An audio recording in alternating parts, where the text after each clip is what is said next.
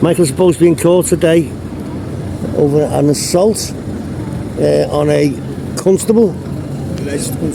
Hello Michael, can you tell us what's happening, mate, please? Hello mate, I'm here today. The police constable on the earlier video that you've seen, where the man came and he would not produce his warrants to ascertain the judge's name, leading me to believe that there was no warrant, as I was actually in court.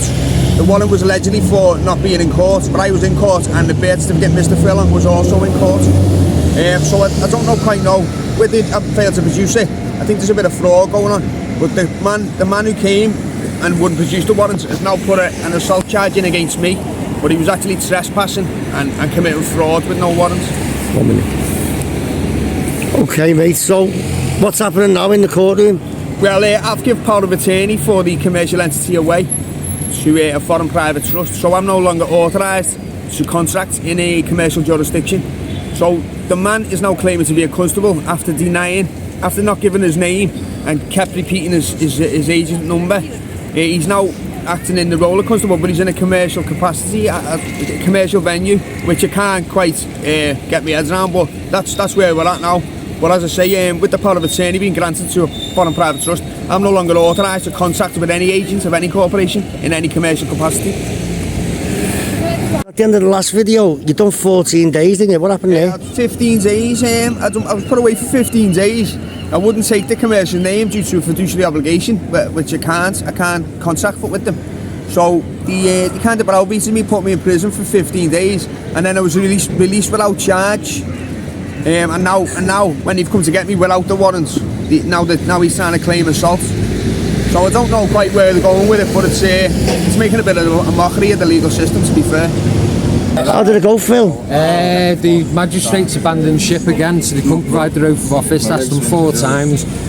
Told them they'd been served with the memorandum of trust, which is a private trust business. They've got no authority to use that name. And that's about it. So they gathered all the security because they knew we were in there. We managed to get 4 of us in.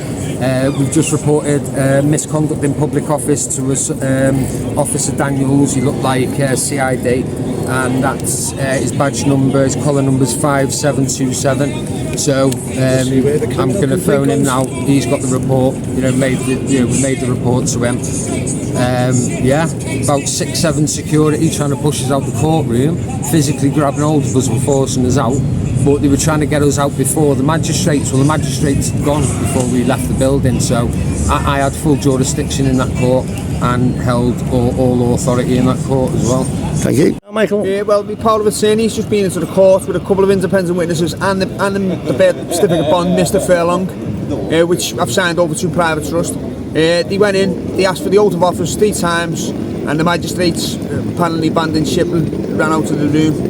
There was threats to issue a warrant for Mr. Furlong, but as I say, our power of attorney's with the private trust, so they need to negotiate with the trust. If they come for me again, they should have a signed warrant, but with the magistrates not giving any details and no oath of office, I very much doubt they'll have a legitimate warrant again. But it didn't stop them last time. I was incarcerated for 15 days, so maybe for not taking the name, they'll try and put me into voluntary servitude again with a custodial sentence under a name that I'm no longer authorised to contract for.